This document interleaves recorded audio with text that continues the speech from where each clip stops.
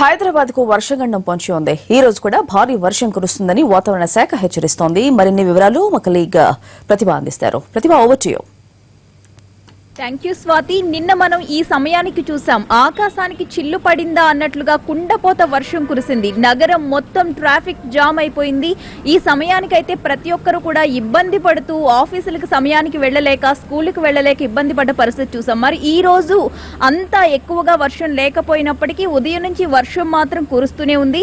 అయితే వాతావరణ నిపుణులు చెబుతున్నది ఏమిటంటే, నిన్న ఏ విధంగా వర్షం కురిసిందో అలాగే రాబోయే 3 రోజులు కూడా ఇంకా ఎక్కువగా వర్షం పడుతుంది. కాబట్టి ఎవరి జాగ్రత్తలు వాళ్ళు తీసుకోవాలి అని వాళ్ళు హెచ్చరికలు కూడా జారీ చేయడం జరిగింది. అయితే పశ్చిమ మధ్య బంగాళాఖాతంలో ఉత్తర కోస్తాను ఆనుకుని స్థిరంగా కొనసాగుతున్న ఉపరితల ఆవర్తనంతో భారీ వర్షాలు కురుస్తున్నాయి. దీని ప్రభావంతో తెలంగాణ, రాయలసీమ, దక్షిణ కోస్తా జిల్లాల్లో విస్తారంగా వానలు పడుతూ ఉన్నాయి. ఈ రోజు కూడా తెలంగాణలో అక్కడక్కడ భారీ నుంచి అతి భారీ వర్షాలు కురిసే అవకాశం ఉందని వాతావరణ శాఖ ఇప్పటికే హెచ్చరికలు కూడా జారీ చేసింది. నిన్న దంచి కొట్టిన వానకి పలు జిల్లాల్లో వాగులు, వంకలు కూడా పొంగి పొర్లుతూ ఉన్నాయి. భారీ వర్షాలు పడితే పరిస్థితి మరింత ప్రమాదకరంగా మారే అవకాశాలు కూడా లేకపోలేదు స్వాతి. రాయలసీమ పైన కూడా ఉపరితల ఆవర్తన ప్రభావం ఎక్కువగానే ఉంది. నిన్నటి కుండపోత నుంచి హైదరాబాద్ ఇప్పటి వరకు ఇంకా తేరుకోలేదు. ఇంకా వర్షం కంటిన్యూ అవుతూనే ఉంది. ఇంకా భారీ వర్షాలు కురిసే అవకాశం కూడా ఉంది.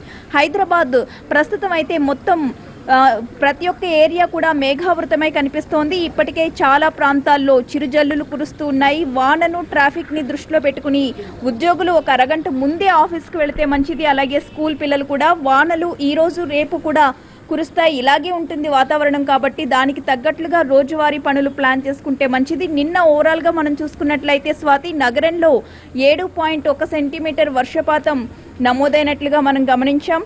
అలాగే జీహెచ్ఎంసీ అధికారులు నిన్న జరిగిన సంఘటనల దృష్ట్యా అంటే మనం చూసాం, బోలక్పూర్లో అలాగే రామంతపూర్లో పురాతన భవనాలు కూలి 7 మంది మృతి చెందిన విషయం మనం చూసాం. మరి ఇప్పటి వరకు కూడా జీహెచ్ఎంసీ సిబ్బంది అదే పనిలో ఉన్నారు. పురాతన భవనాలు ఎక్కడైతే ఉన్నాయో వాటన్నింటిలో జనాలందరినీ కూడా ఖాళీ చేయించి సేఫ్ ప్లేసెస్కి తరలించాలి.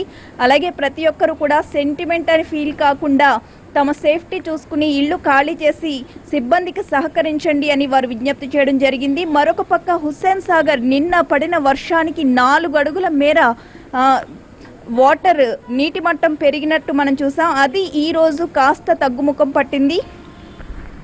ఈ రోజు కనుక వర్షం మళ్ళీ అదే స్థాయిలో కురిస్తే మళ్ళీ హుస్సేన్ సాగర్లో నీటి మట్టం పెరిగే అవకాశాలు కూడా ఎక్కువగా ఉన్నాయి. ఈ రోజు మనం ప్రస్తుతం చూస్తూ ఉన్నాం, చాలా ఉదయం నుంచి కూడా వర్షం మామూలుగా పడుతూ ఉంది, అంత తీవ్ర స్థాయిలో కాకపోయినప్పటికీ. అయితే ఇంకా ఇది పెరిగే ఛాన్సెస్ ఉన్నాయని చెప్తున్నారు వాతావరణ నిపుణులు.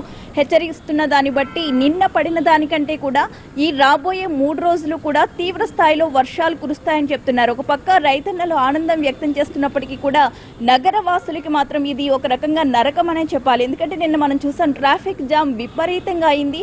1 కిలోమీటర్ దూరం ప్రయాణించడానికి 2 గంటల సమయం పట్టింది. అంటే ఏ రకంగా మనం నగర రోడ్లు ఉన్నాయో మనం అర్థం చేసుకోవచ్చు. సో ఈ రోజు అవన్నీ దృష్టిలో పెట్టుకుని ప్రతి ఒక్కరు కూడా ముందస్తు జాగ్రత్తగా 1 గంట ముందు, 2 గంటల ముందు వారి పనులని ప్లాన్ చేసుకుంటే మంచిది. సో అందరూ ప్రతి ఒక్కరు కూడా ఈ 3 రోజులు జాగ్రత్తగా ఉండాలని అధికారులు కూడా సూచిస్తూ ఉన్నారు. జీహెచ్ఎంసీ సిబ్బంది కూడా రోడ్లపై నీరు నిలిచిపోకుండా అన్ని జాగ్రత్తలు కూడా తీసుకుంటూ ఉంది.